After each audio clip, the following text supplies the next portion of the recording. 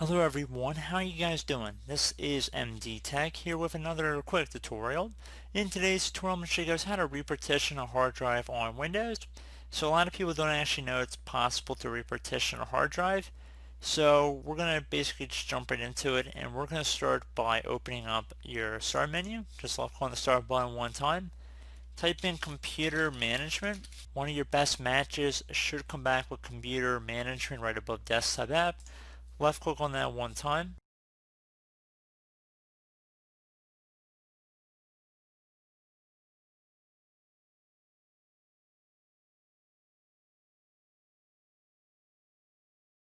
Now you want to left click on disk management.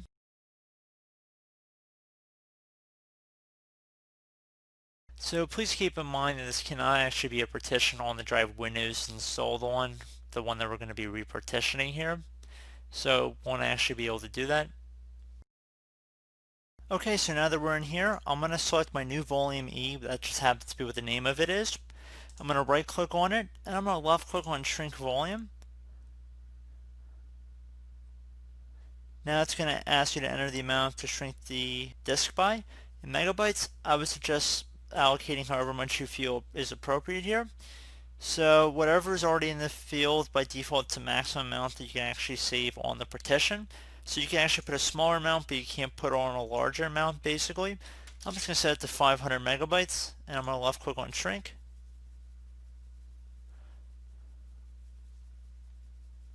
And then once it's done, it should say unallocated, so now you have to right click on it. Left click on new simple volume. Left click on next for the wizard. I would suggest making it whatever the maximum disk size for the simple volume size, make them both the same. Left click on next, assign the drive letter, and then left click on next again. Name it whatever you want. So I'm going to call it, I'm not very creative, I'm going to call it the new drive. And I'm going to left click on next, and then left click on finish, and give it a moment here. And there you go, guys. And it should also come up with a little pop-up on Windows that says a new drive has been inserted. So pretty straightforward.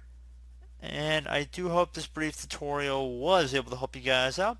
And as always, thank you for watching, and I do look forward to catching you all in the next tutorial. Goodbye.